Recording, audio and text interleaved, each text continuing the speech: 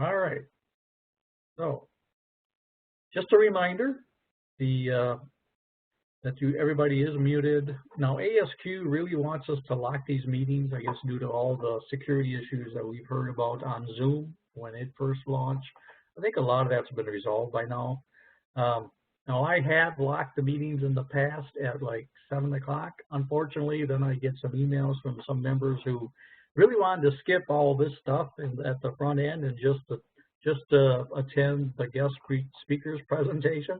So I probably won't lock the meeting at this point. I don't think there's really that much of a security problem.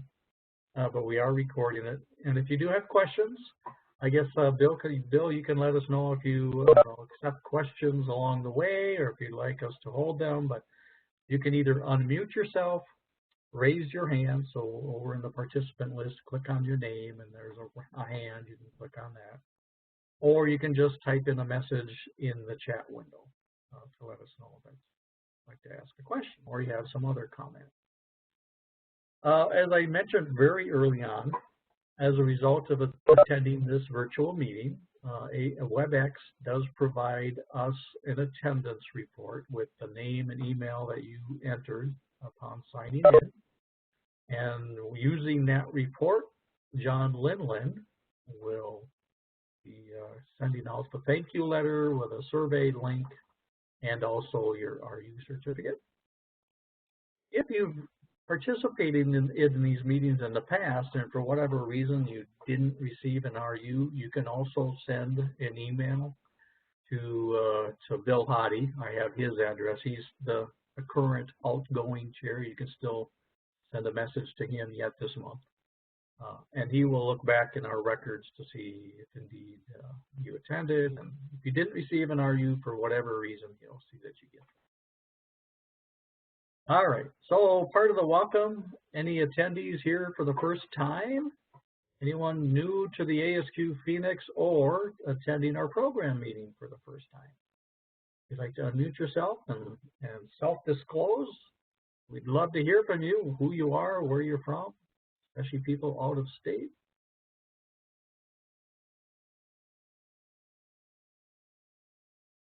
Not hearing anybody.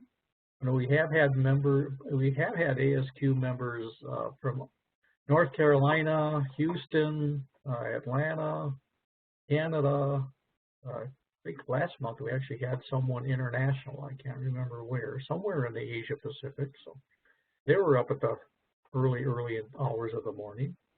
We love to hear from people, and great to see the growth and participation. Another thing we ask our people on the call, are a lot easier when we're all face-to-face in the room, is anybody here looking for perhaps some advanced employment? Reason we ask is obviously we have a career page, but more importantly, an opportunity to network and connect with your peers, and maybe someone is aware of an employment opportunity of where they are. So if you fall into either one of those buckets, give you a couple seconds to a minute to let us know who you are and what you're looking for.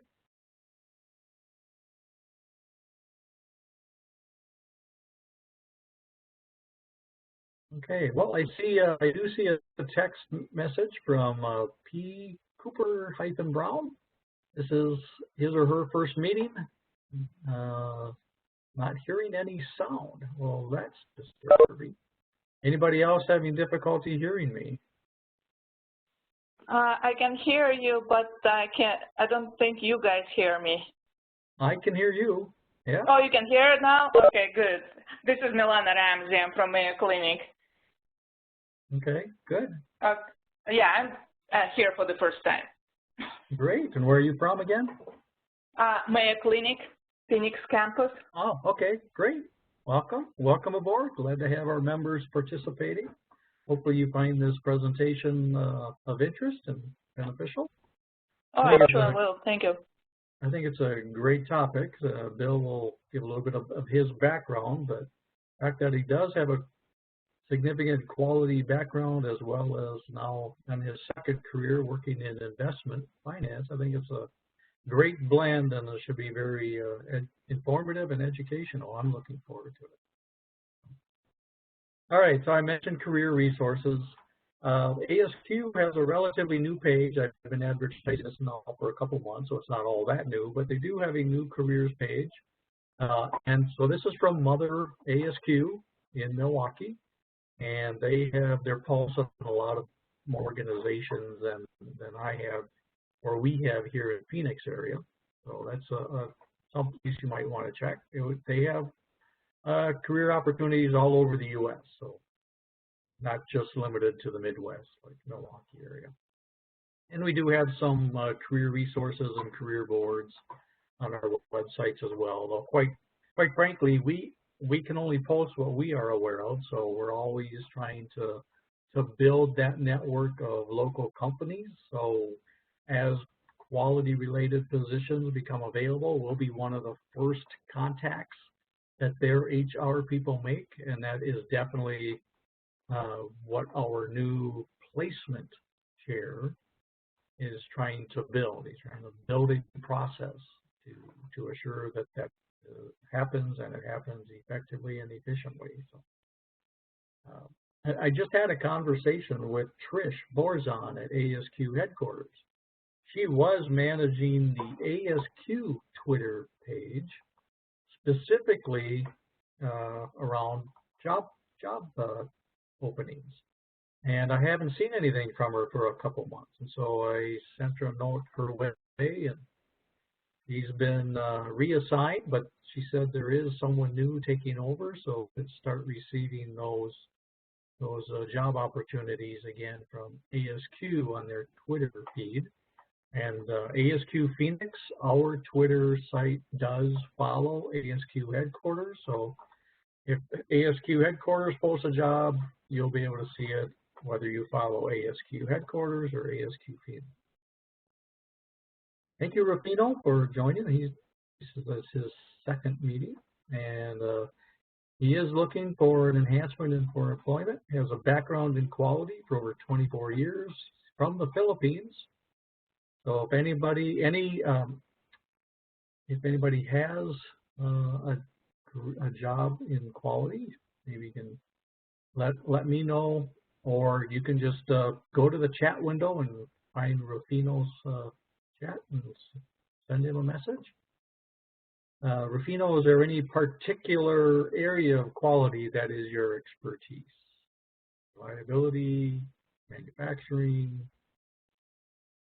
testing?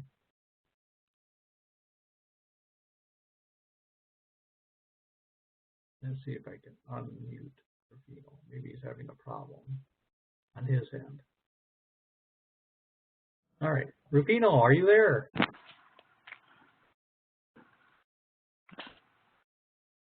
No. Any further insights to what your background might be or what you're looking for?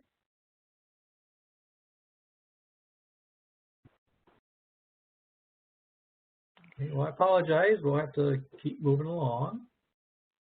All right. Whoops. So some news from ASQ. You may have seen it come across your email desk, but ASQ now has a call for submissions or proposals for the World Quality Conference. Of course, it's held every May.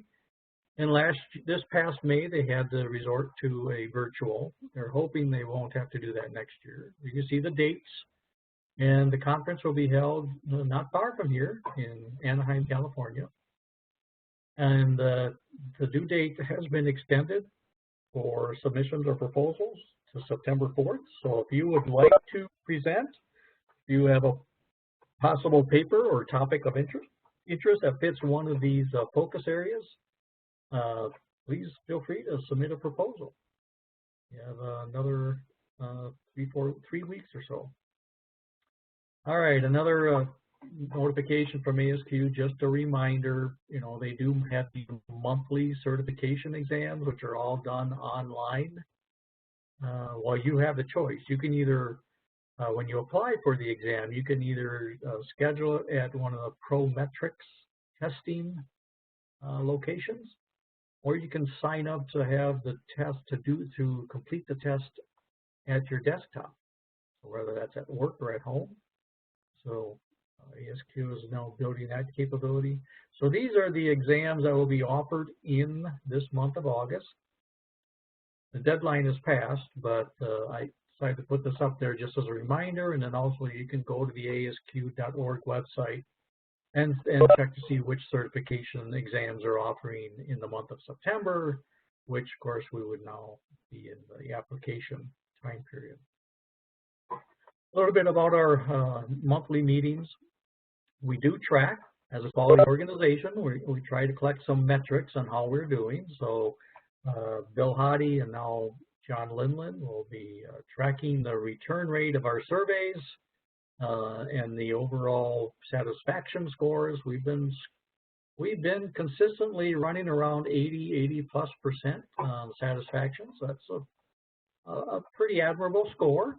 And it helps us give feedback to the speakers. So there are comments, pluses or minuses you'd like to make about tonight's presentation, please fill out that satisfaction survey. That will be, a link will be provided in the email.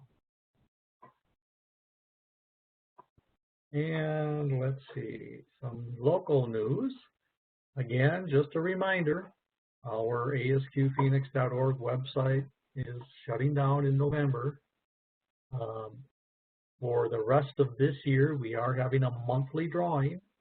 So for everybody who creates a profile on my.asq.org, you're in the running for one of 3 $10 gift certificates. And if you participate in a discussion topic, you're also in the running for one of 3 $15 certificates. And if you're really adventurous and you want to gather feedback from your peers and colleagues, if you initiate a new discussion topic on our site, you'll be in the drawing for $25 gift certificate. And Shruti, who is on the call, manages this.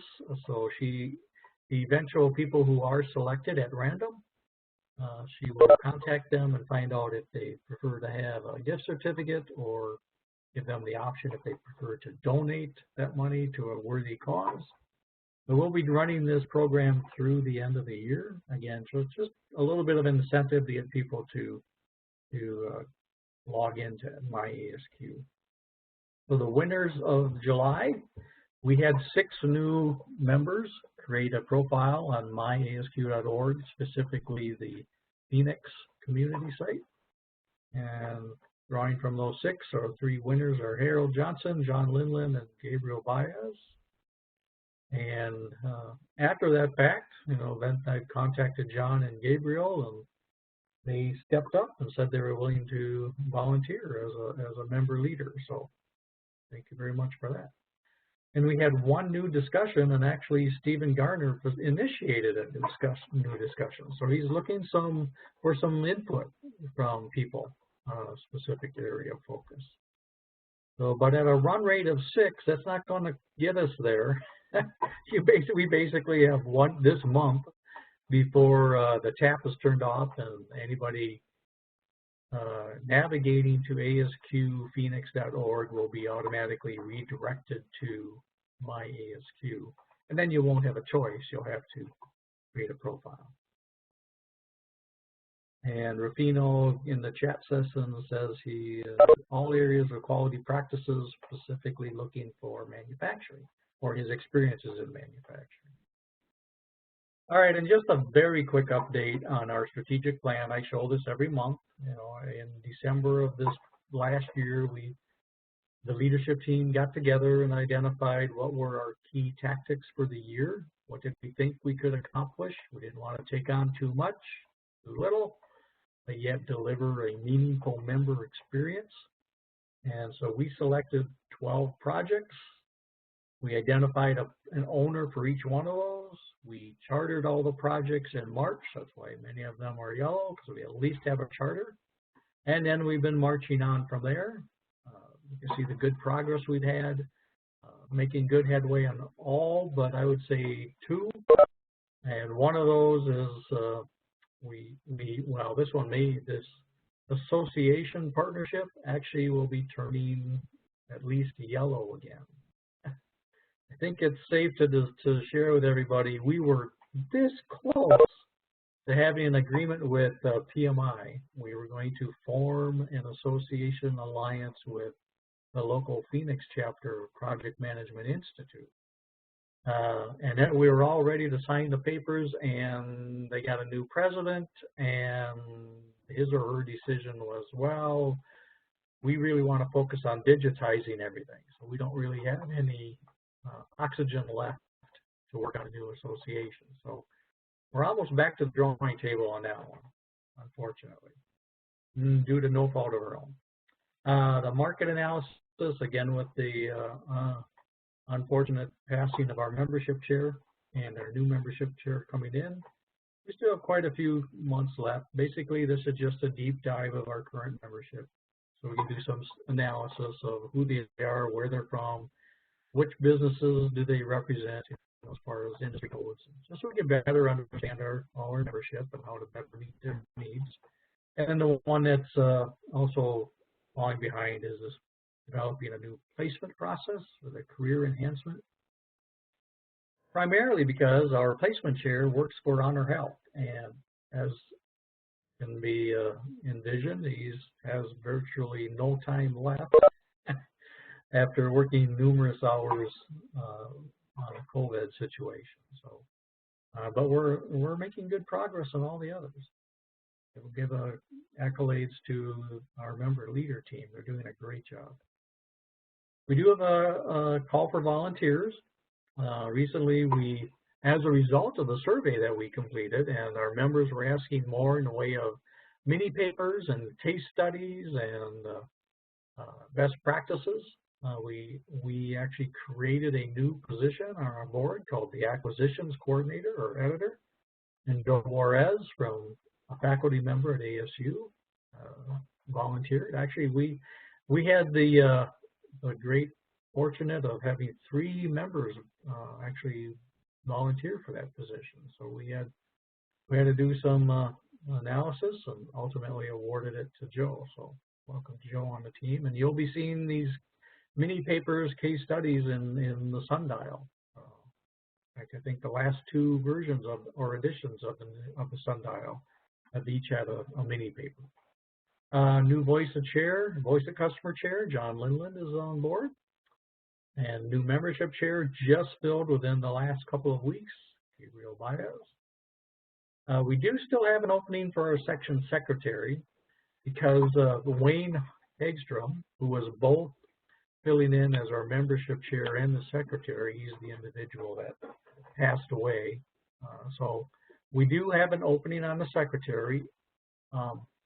We're not of an urgent need because our past chair, David Gibson, who many of you know, has stepped forward and volunteered to serve as our secretary at least through the end of the year. So if we have someone out there who has a passion and really, really wants to get involved, I'm sure David would be more than happy to welcome you on board. But if not, we would at least like to gather a pool of candidates. So come December, and we're looking to fill out the board for 2021. We have some candidates to draw from. So if you're interested at all, this is a great way to learn about the section. The commitment is pretty small. You attend our monthly executive committee meeting, which is maybe 2 hours once a month. You take minutes offline, you kind of revise and clean up the minutes. Send them to me. I make any final edits, approve them, and then the secretary gets them back and puts them to our SharePoint site.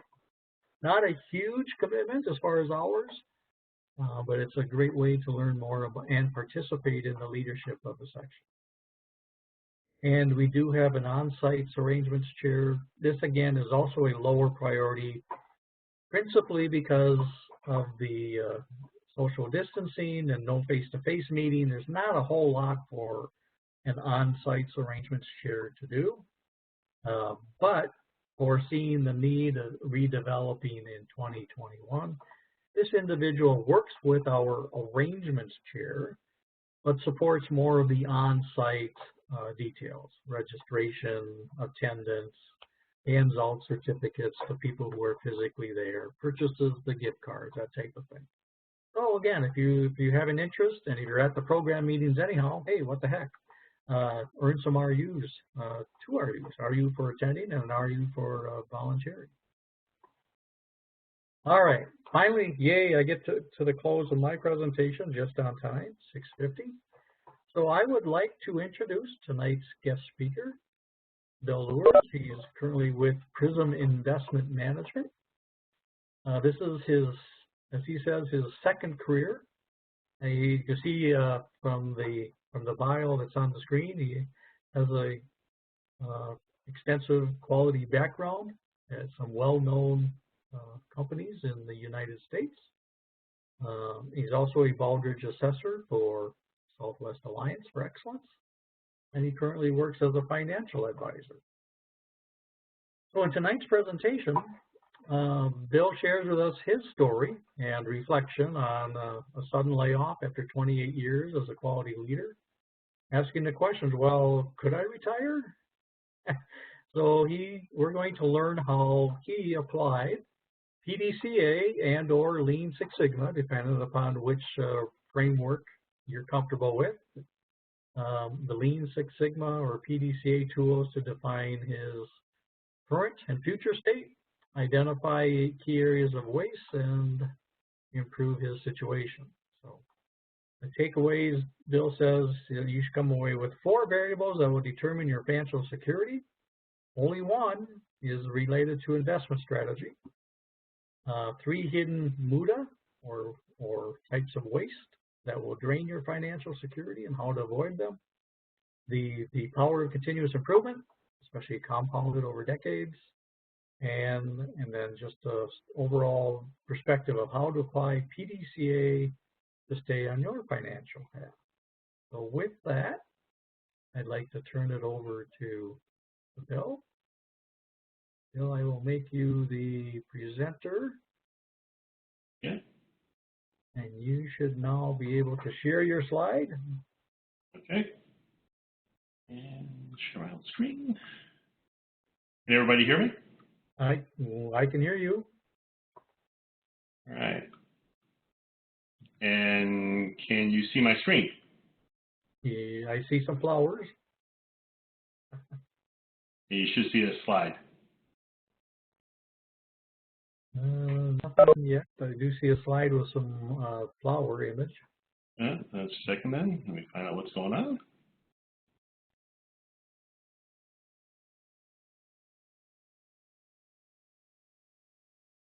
Okay, where'd it go? Practice this. It says I'm sharing my screen. Stop share. So if you share your screen, are you sharing the content, the screen? Yeah, I'll share PowerPoint. I'll just do it. Can you see my screen now?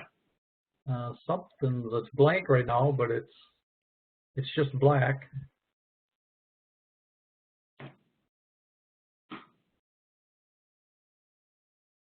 All right, I apologize. Each one of these platforms works slightly different between Zoom and WebEx and GoTo. Yeah, it says it's sharing my application. Let me try sharing my screen. See an Excel file? Again, I see, must be your desktop. I can see the flowers and I see the top menu bar, WebEx events, Excel. Oh, it's my Microsoft. It's sorry, it's my it's called my Mac. I have to authorize it to allow the screen. Sorry. Unlock. Oh, you can see all kinds of images now on the Excel spreadsheet. Yep. All right. Sorry about that, y'all. I had a little, for those that use Macs, sometimes you have to give extra permission. And now you should be able to see my PowerPoint slide deck. Yep, there it is. All right. Sorry about that, everybody. So thank you for having me present tonight. So I am a 28-year manufacturing engineer and then turned quality engineer.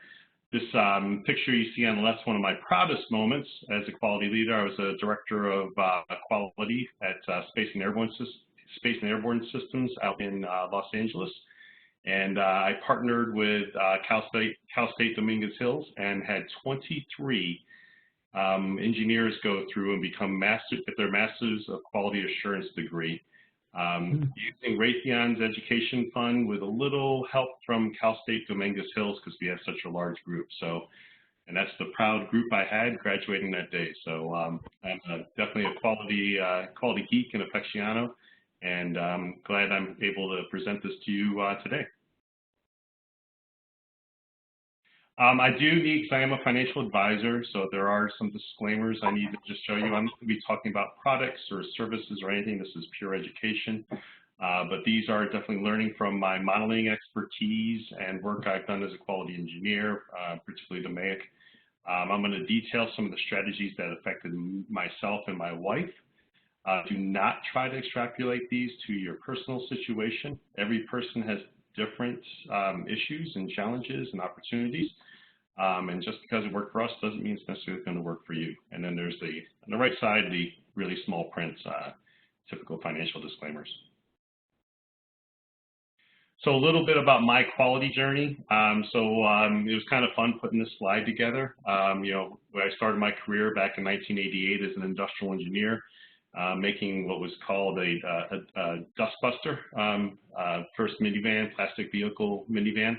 I went over then to Emerson. At that point, it was called Marconi Telecommunications, and we helped develop boxes, telecommunications equipment, power supply, switching equipment that enabled cell phones to operate. So these types of devices were right next to the cell tower in the late 90s. Yeah, cell phones were starting to get deployed, and it was a crazy fun ride developing new factories and training a lot of folks.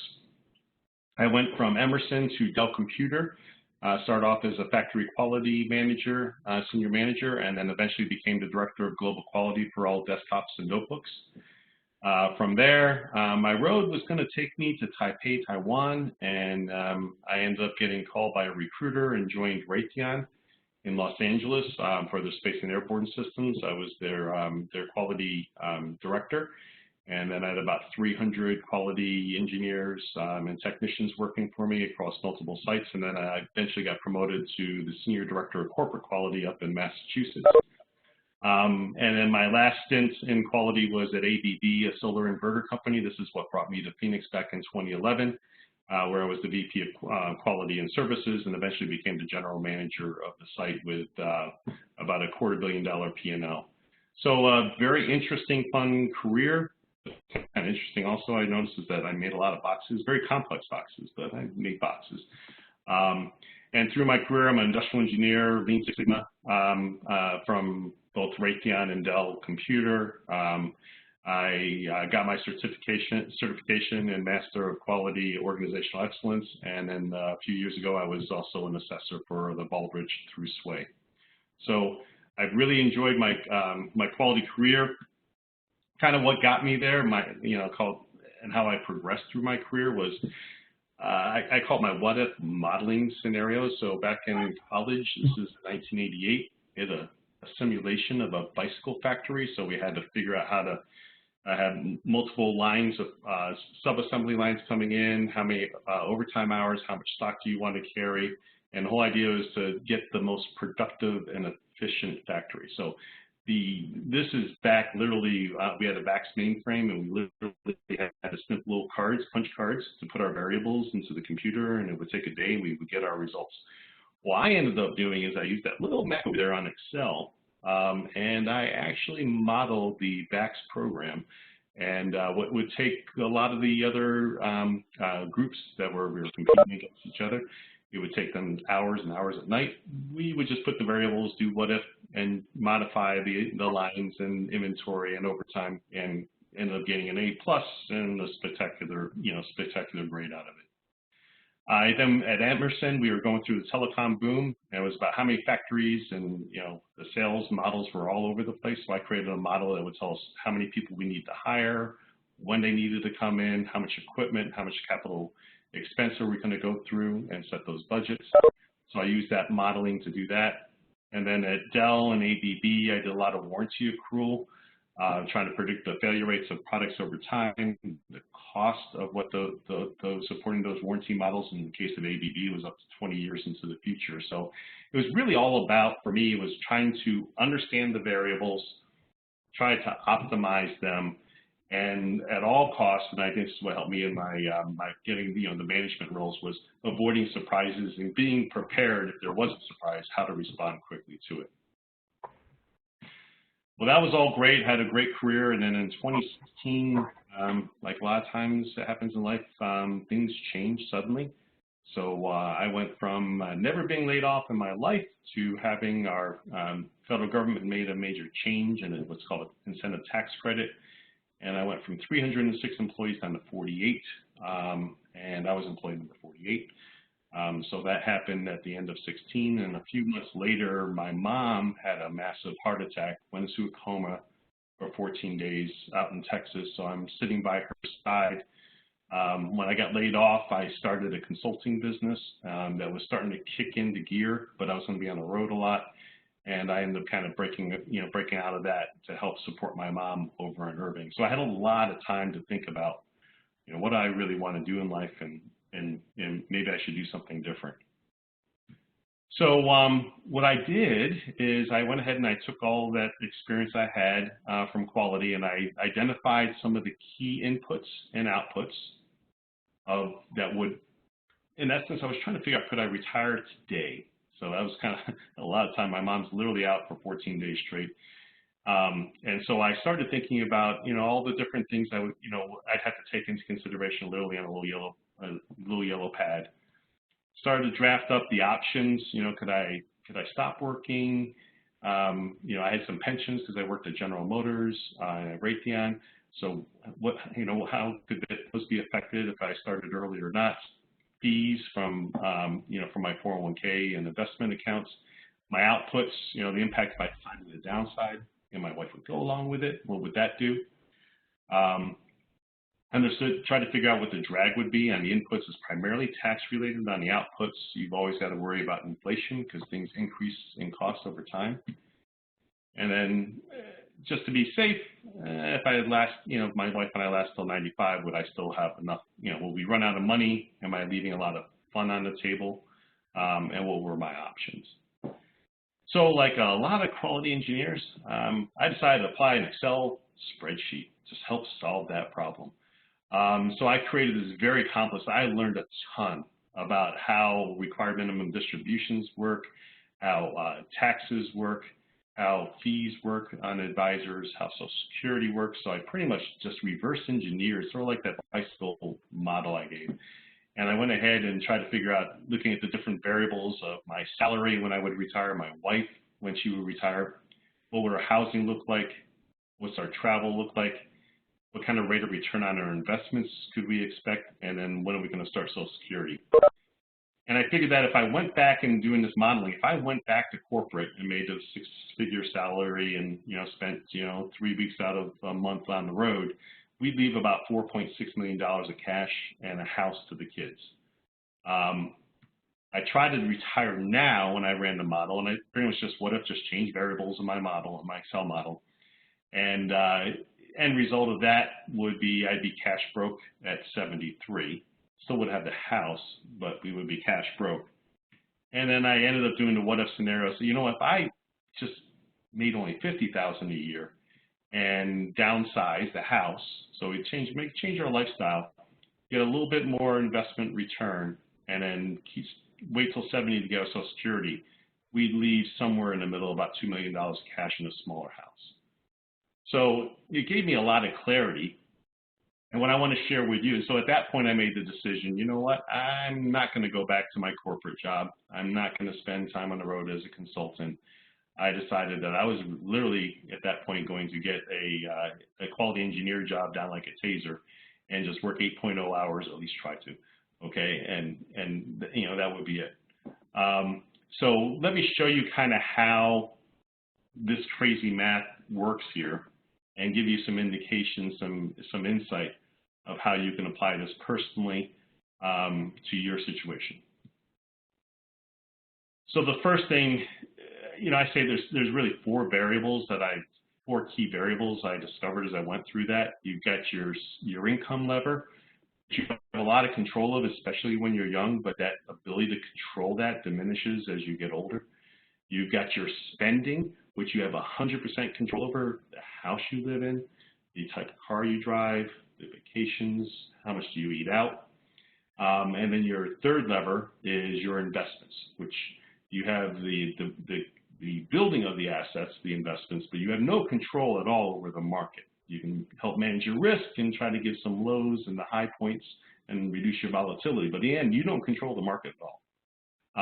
And the fourth lever I call is taxes, because you don't have control over what the government does, but if you follow their rules, there's some techniques you can use to help reduce the drag on your investments. So number one is reduce expenses, because it's the most controllable.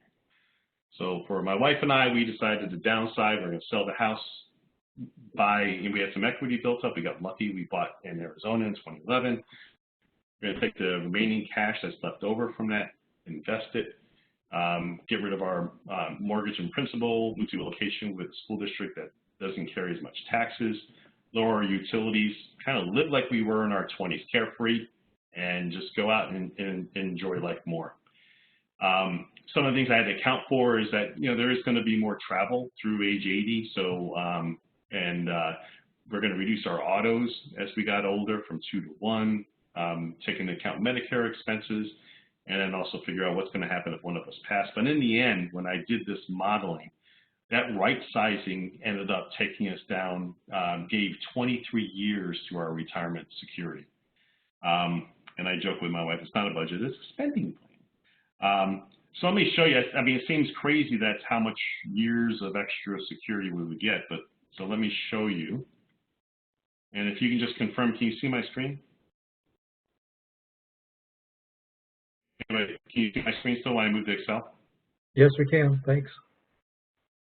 Yeah, so this is, I'm not going to go into detail, but I identified, we had our mortgage principal and interest. We sold the house, so we go from $2,800 a month down to zero. But you take a look at the ongoing, and this is the most dangerous one. Anything that's a recurring cost is going to have inflation affected. So we went from, if you add up our property taxes, our utilities, cable internet, pool service, we had a housekeeper because the place was 4,700 square feet long. Square feet large, and we were spending almost $6,300 a month.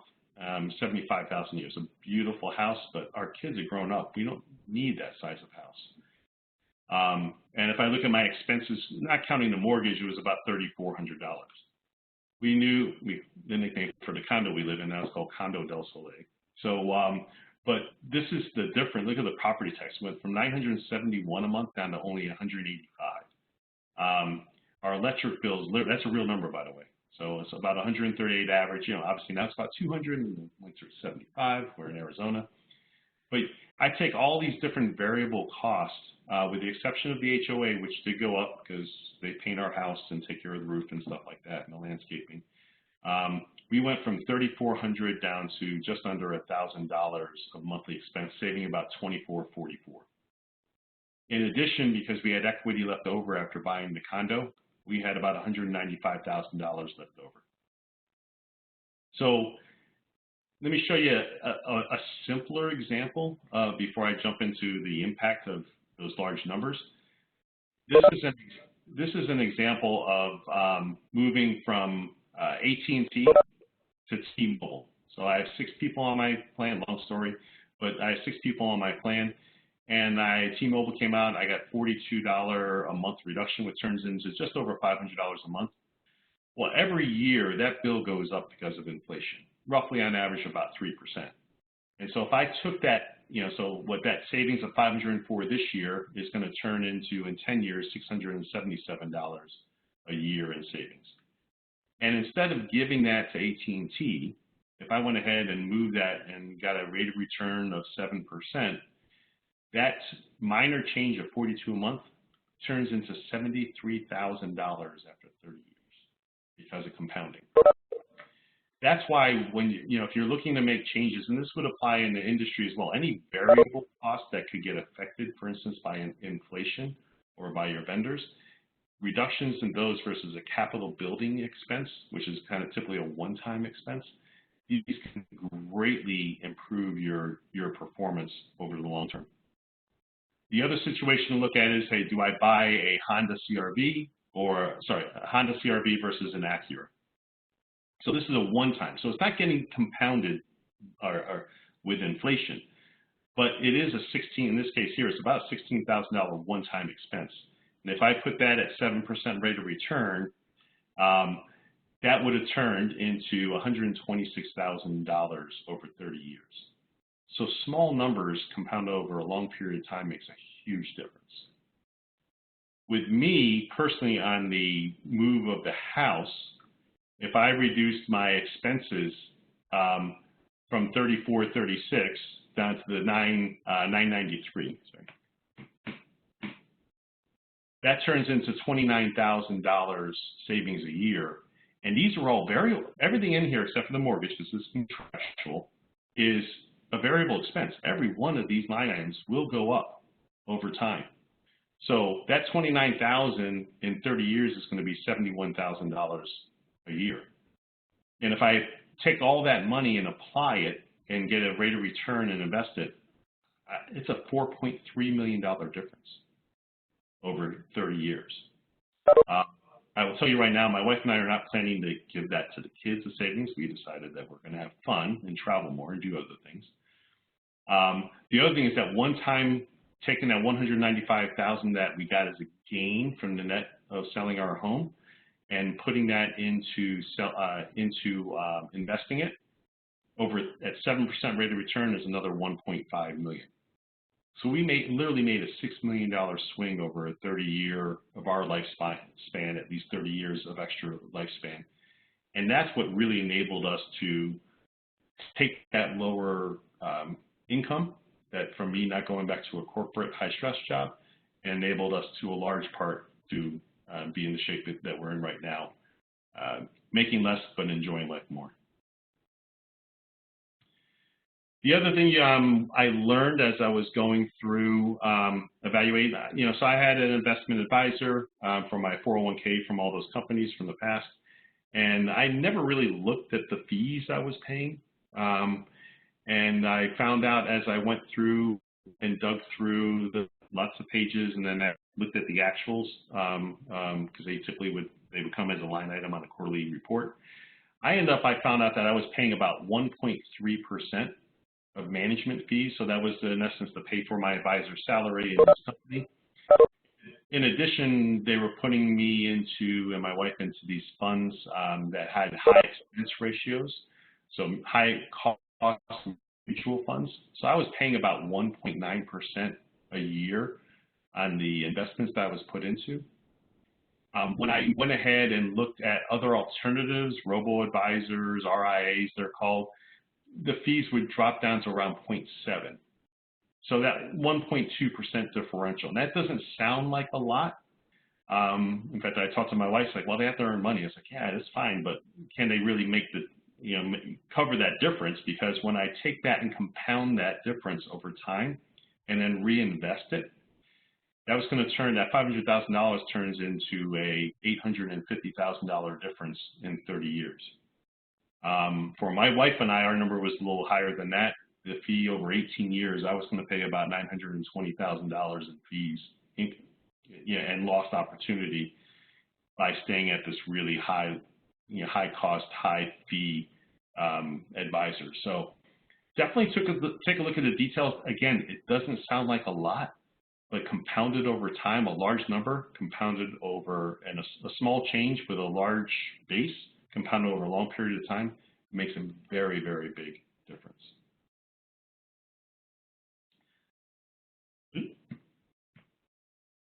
The other thing I discovered as I was going through and looking at Social Security, so when do you start Social Security? You can start at 62 all the way through age 70. Never wait past age 70, you don't get a benefit out of it.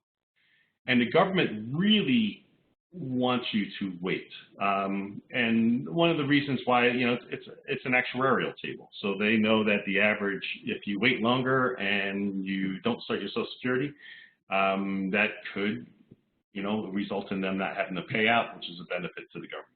So what they do is they will actually give you a credit. If you took every year at 62, 63, 64, they're giving you 5 to 6.5% credit, which gets then compounded over time, as long as you live more than 80 years, and you'll see that in a moment. But every year you wait, they're going to give you a larger payout, but you're going to forego the income as you wait. So if I started at 62, I get 38. I get all these numbers right here, 38,000 up to 45,000. If I just started at 62 and let it grow with the cost of living adjustment. If I wait till age 70, instead of having 45,000 a year, we would get 84,000 a year. But I'd have to make up for that loss. So the break-even point, because you're foregoing income now to get a larger payout later, if you believe you're going to live past, in general, on average, okay, 80 years old, it typically makes sense, especially for the higher income earner, which was myself, is to wait until 70 years old to start. Because if you do pass before your spouse, the higher income earner, the survivor gets the higher of the 2 checks. Not a blend, they get the higher of the 2. So you always want to have at least one of those Social Security checks be really large. And the way you do that is take the higher income earner, typically, again, situation's different, but by individuals. But the higher income earner waits till 70, and at that point, your survivor, that way, in case you pass first, your survivor gets a larger check. Reasons not to wait: health longevity issues, and if you don't have enough assets to carry you through, you may need to draw just because you need to live. So for us, it was about an $18,000 difference by waiting till age 70. And the last thing is reducing, I'm going to cover today's, the taxes when you retire are very different than when you're working. If you're working, you're pretty much, whatever your income is, you take your standard deduction, and if you're making as married filing jointly, $120,000 a year, you're going to pay a certain percent at 10%, 12%, and 22% of your income.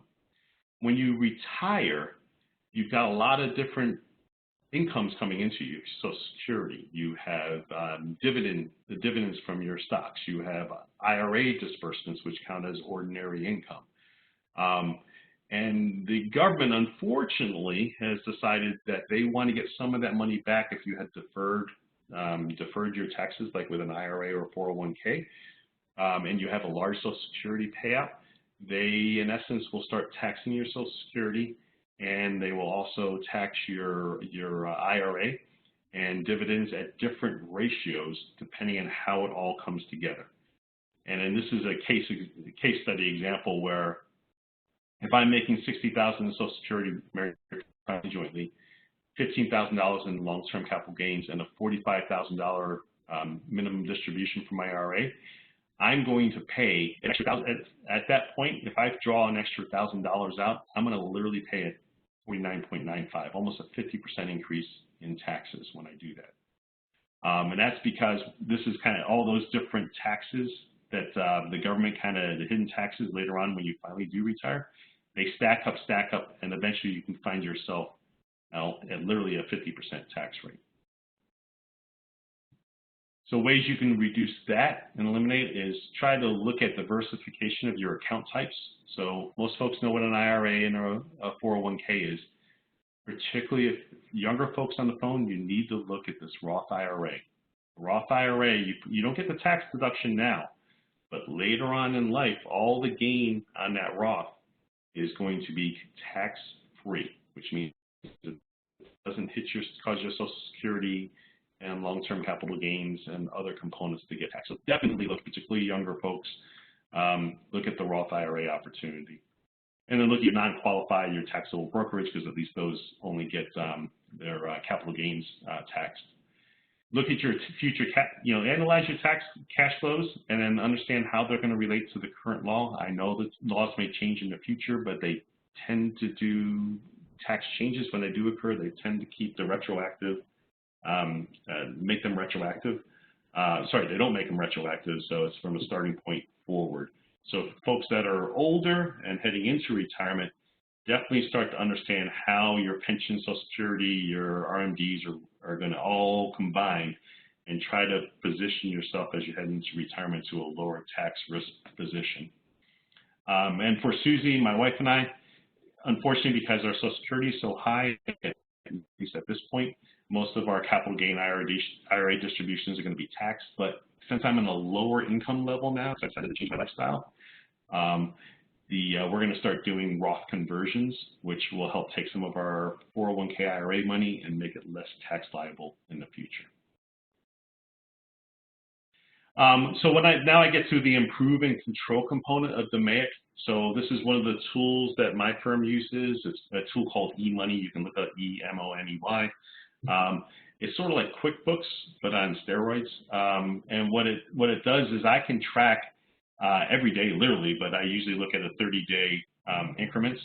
I can look at where my, at any moment, rolling 30 days, where my income is, where our expenses are, and where our net differential is.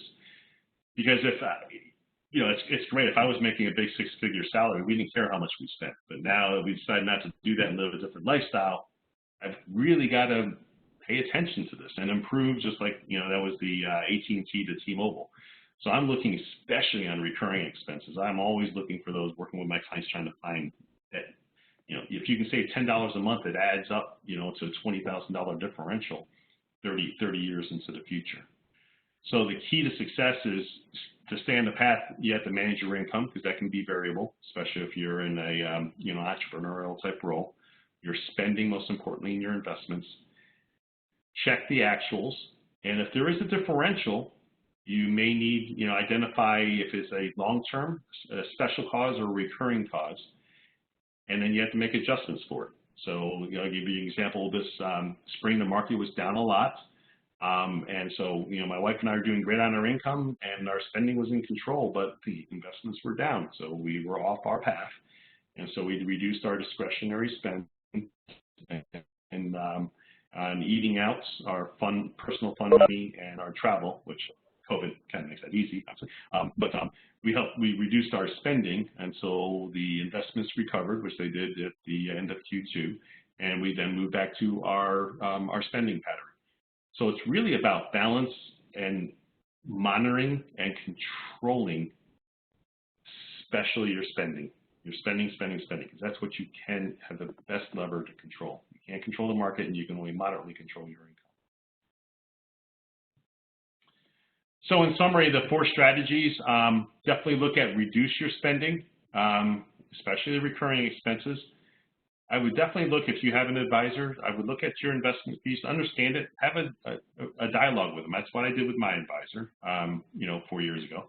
I tried to understand how the fees were derived, and then I looked at, and I did competitive analysis. I was in supplier quality or a procurement role, and I went ahead and I competed them against other folks, and I found a trade-off that made sense for me. But definitely understand them. And know that a small percentage can make a huge difference over a long period of time. Definitely look at your Social Security as you're getting older, especially if you're closer within 10 years of retirement. I would definitely start taking a look now at that and try to understand where you and your spouse are going to lie. And then you may want to make some changes to your investment, where you're putting Roth versus a traditional IRA/401k. You may want to switch it up a little bit. And then taxes in retirement, avoid that 50% tax bracket I showed you, again, by positioning now and then controlling it as you go through retirement years.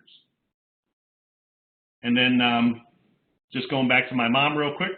So my mom did recover from her heart attack. I was the medical proxy. And so I made a decision to pull the tube out of her throat. And I was very blessed that my mom survived. And because the doctors were not very confident that was going to occur after 14 days in a coma. And she went to rehab to get her strength back. Took about 3 months. And I went back and I helped set her up in an apartment. That's us playing a fun card game. This is about almost 3 years ago now. Playing a fun card game. And she's doing well today. I just talked to her today, in fact. So it's turned into a good story. I'm enjoying it. And I hope you all learned a lot from this presentation. And with that, I'll open up to questions. Yeah, so if anybody has a question, comment, please feel free to unmute yourself. If you have difficulty unmuting, for some reason we've had a few of those instances tonight, feel free to just type me a message on chat and I will see if I can't unmute you. But, Bill, good. I'd like to add my 2 comments, 2 cents worth. People ask how I find time to do all this, but in addition to having 34-year career in 3M and 35+ year at ASQ, I'm also a professional tax preparer and a professional Social Security analyst. So a lot you are? Wow. Yeah, so I get bored easily. I have to be doing something. I'm actually a registered professional Social Security analyst, so that it helps to. It really pays benefits to look at what is your current earnings record. So if you give a little plug for Social Security, kind of outside of ASQ, but if you have not yet created your online account at mysocialsecurity.gov, you will definitely want to do that, because then you can go online, you can download your earnings history, you will discover what at the current moment what your Social Security retirement will be, and they give you a different age. As Bill was saying, if you take your Social Security early, and a lot of people have to because of personal situation, maybe they have a lot of health bills or whatever, just be aware that you are going to be subject to a penalty. Like if you take at 62, you're only going to get 75% of your benefits, and that is 75% for the rest of your life. If you can hold out to at least what's called your full retirement age, 66 years, 8 months, 67 years, you'll get 100%. And if you can hold out beyond that, you'll get 8% per year, as Bill's worksheet shows. So there is a benefit to taking it later. Of course, not everybody is in that position to be able to afford to do that. But I saw a lot of good information presented. I just wanted to echo that the science behind it was good. I validate your analysis. A good example of how to apply a Pdca or Pdca into that methodology. Looking at, what is the problem statement? Will I have enough money to retire on? That would be your why. And then what are all your X's? So y is a function of all your X's. What are all those X's? And as Bill laid it out, you get 4 separate large groupings, and then within each one of those, you get some subsets. So thank you, Bill, for a very good presentation on the application of Lean Six Sigma in personal finance. Anybody have a question? I'm trying to make sure I have the chat window open. I think I have a chat window open.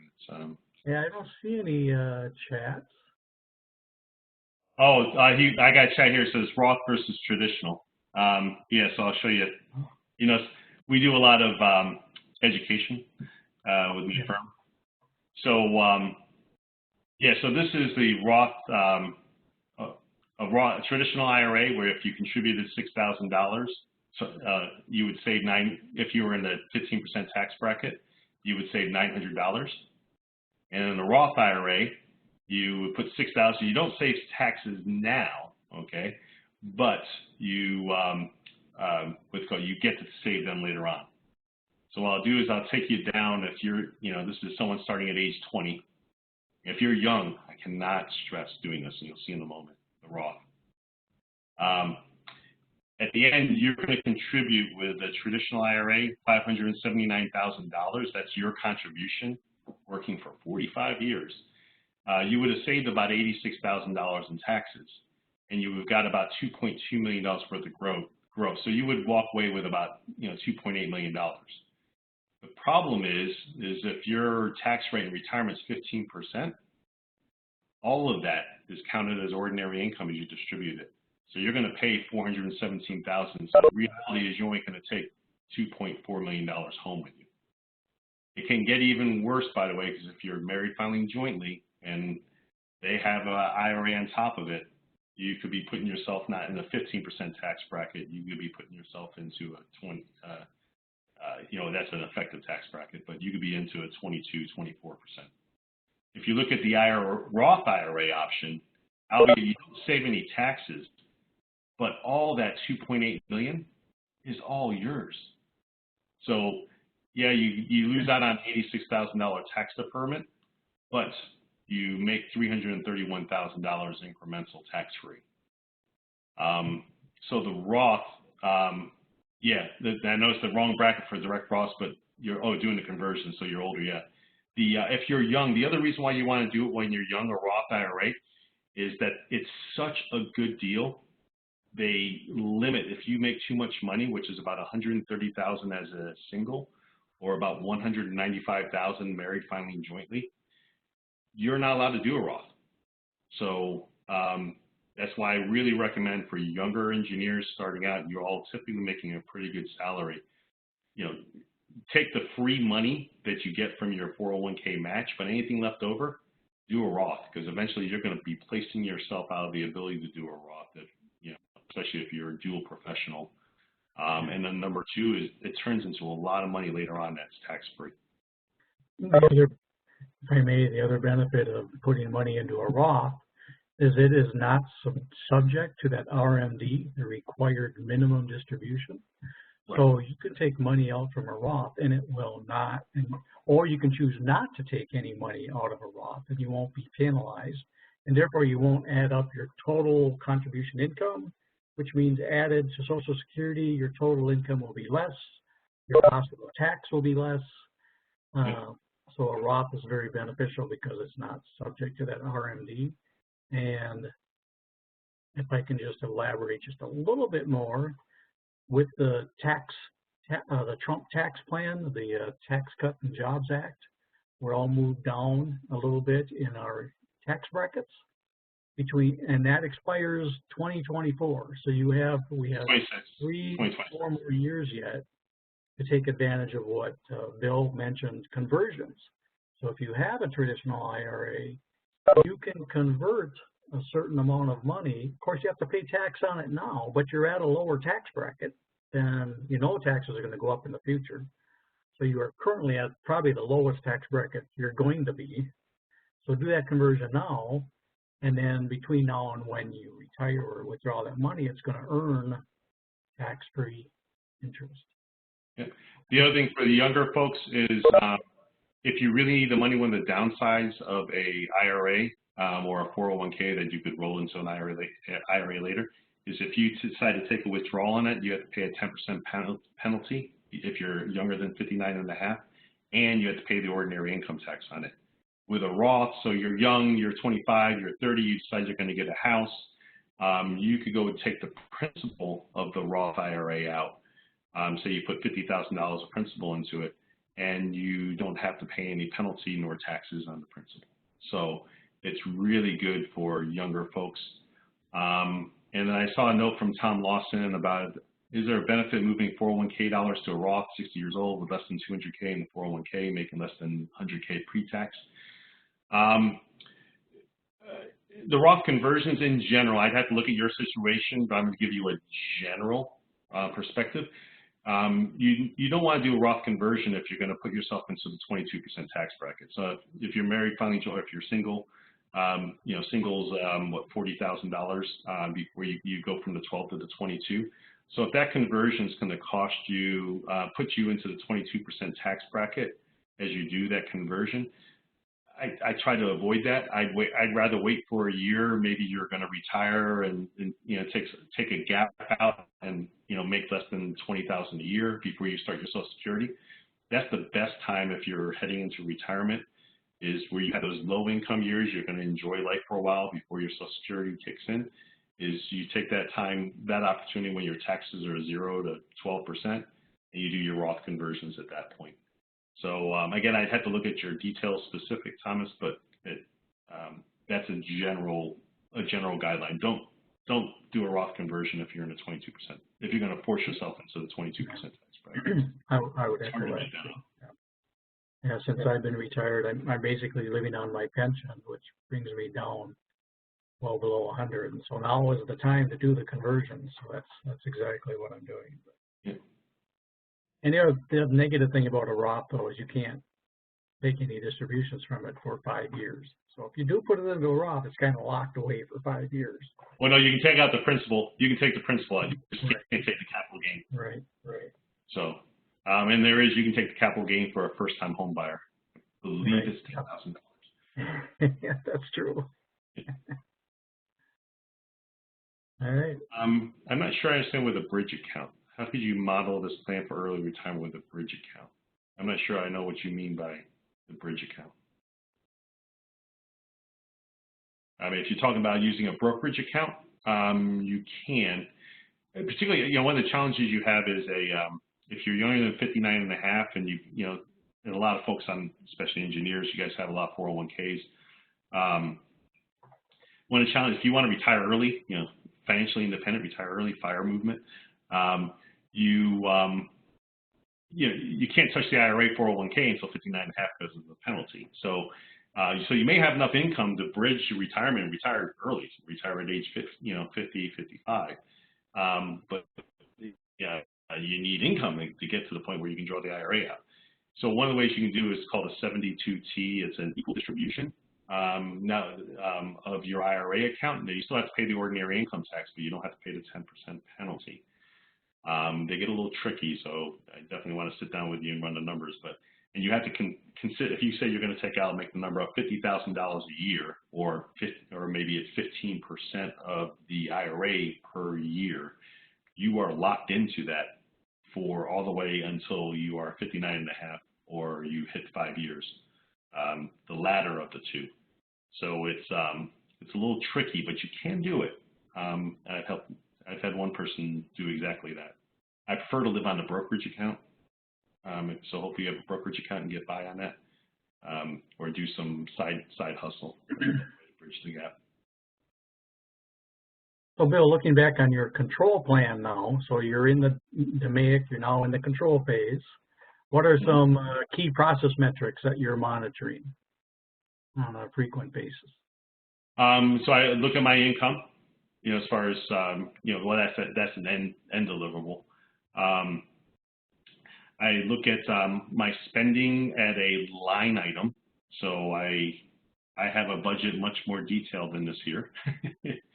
So I'll look at where these changes are occurring. Like, for instance, on my, shout out to Progressive Insurance. Holy cow. It's not in here because that's not home. But my Progressive Auto Insurance actually dropped 7% this year. I was like, what? So I'll look at each individual budget line item that I create, including my discretionary, and I will multi-quote them typically, and knowing that a small change, I can make a small change in my monthly fee. I know what that can extrapolate to. I watch. This is I'll call it a spousal thing. So for those that are married, women tend to spend more because of hair and stuff like that in general. I have a few exceptions to it, but women tend to spend more because their clothes, their hair, and all that costs more. One of the variables that I have controlling is that the individual personal spend. And then because if you put yourself into a retire early situation, you really got to stay within that boundary. And shared fixed expenses are easy. The cell phone bill is pretty much the same every month. The utility bills vary a little bit, right? But your personal spend can vary significantly. So what we end up doing is create what I call me accounts. And what a me account is every month my wife and I get an allowance, if you want to call it. Hers is larger than mine, and that immediately comes out of our checking account, shared checking account, and goes to our personal checking accounts. And we spend those things on whatever we want. It's guilt-free. It's spent when it leaves out the door. So I'm an electronic geek. I like buying new electronics. And so if I want to buy something unique, I slow down my golf a little bit. So internally, my process controls, I gate my spending depending on what I'm looking at in the future. and I go out and I get that new, that latest iPhone completely guilt-free because I'm buying it with my personal money. My wife wants to go to a spa. That's fine. She wants to go ahead and spend $130 to get her haircut. I don't know how you can spend that much. I know women can relate. I can't. But she does that guilt-free. So that is definitely helped myself and a lot of my clients. And for folks heading into retirement, is to not get into this adversarial situation where you're looking at what the other person's spending and it's not fair and you're jeopardizing our future. It really, really calms everything down. It's worked really well, personally and with my clients. Yep. Good. I have a question here. Is great presentation of a recommended reading that helped you become so financially knowledgeable. I Will Teach You to Be Rich is by Ramit Sethi. I Will Teach You to Be Rich. It's an awesome book if you're in your 20s and 30s because it's just straightforward, kind of setting up a budget and how to the 101 of investing.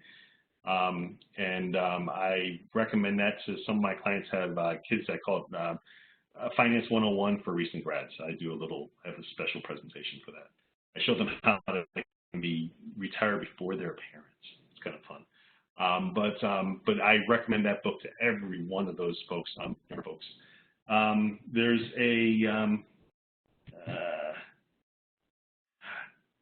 and I have a brain fart on the one. Something Sense. Retirement Sense, I think it's called. It's by a local person here in the Valley Advisor. It's another one. I'll have to look that up and maybe I'll send it to you, Bob. So looking at further continuous improvement, have you considered maybe going solar for your electric utility, or because of your homeowners association, is that not allowed? Or? The homeowners association wouldn't allow it where I'm at right now. Solar is going to be very different because I came from that business. I sold solar inverters. At my last job, the challenge with solar in Arizona is our utility rates are relatively low. So you really have, in order to, the payback on getting your capital equipment back is, for many homes, is infinity. So you're doing it because you're being a good steward of the environment in Arizona. If you're in Hawaii or New York or California, where the utility rates are significantly higher, then it can make sense there. You can in Arizona. It does make sense if you have a roof that's south-facing, because that's where you're going to get the most efficient position, or if you're an adobe home, that you can position the solar panels very efficiently on your rooftop. And that sometimes works as far as your, getting your return on investment back. The other thing is, if you look at these parking garages, like school parking garages and some of like Safeways and stuff like that, set them up. Those are great, a great scenario for solar, because you can position them at the exact angle, south facing. You have very dense solar panel construction, very cheap construction. It's pretty much a piling a steel pole, so it's kind of prefab. And then the other benefit it gets is it reduces the wear out or the degradation of the flat top, plus you're giving your customers shady spots. So there's, so it's like kind of the right tool and the right application. So for me, it didn't work on my previous home, and I wanted to do it. I was dying to do it because I worked in the solar industry, but mathematically it didn't make sense to me. I pay a lot of attention, again, shaving $1 or $2 here makes a lot of sense. One of the great things about that tool, that eMoney tool I showed you, every so often I would get an annual one-time bill for like, Yahoo Mail. My wife, I just caught that one, $35 a year for Yahoo Mail, which was a problem like 4 years ago for us, 5 years ago, maybe more. RuneScape, when I started doing this, I have a RuneScape fee that was coming through our credit card from our kids. So just paying attention to that and just scrolling through occasionally and just looking for outliers ends up, and I just, I throw that $35, divided by 12. If I take that $35 over, over a year, that was a $5,000 fine I just found for my wife. I didn't realize it was that big. By saving $35 annually, that turns into $5,000 in 30 years.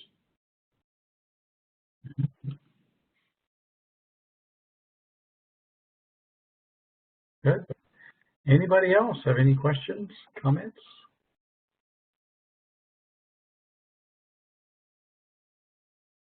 Okay. Well, I will thank you very much, Bill. Appreciate your presentation and your diversity of experiences and your background. I know you weren't allowed to do a plug for Prism Investment, but sounds like you're a pretty knowledgeable person. Yeah, and I enjoy it. And I tell you, without that quality background, I honestly, where most of the gain for me and with my clients is not on the investment side. It's really spending, teaching them about reduction of, what the impact of saving money is and how to hunt for those savings. So, which is classic quality, industrial engineer, DMAIC, type of situation. So, I get to carry the type of process work I love to do and enjoyed the most in my life and my career, and I just get to apply it in a different way. Yeah, a good example of root cause analysis. Find out what those critical X's are. And yeah, they learned the term special cause. Every one of my clients knows what special cause means. Very good. Thank you very much. All right, so as a wrap up then, you will receive a thank you email from John Linlin, our new Voice of Customer Chair. I think it will come from John. And if you could please fill out the link to the survey, let us and Bill know how we're doing. And then also you will receive your RU certificate. So be looking for that. Next month, again, the second Tuesday evening of the month, September 10th, we'll have Timothy Woodcomb from National Quality, I can't remember what A stands for, NQA. And he'll be giving a presentation on the new Department of Defense's Cybersecurity Maturity Model certification. I know we have a number of members in the Phoenix section that work in aerospace and defense, so that should be a very interesting presentation. As always, thank you for your attendance. Be safe, stay healthy, and we'll see you next month.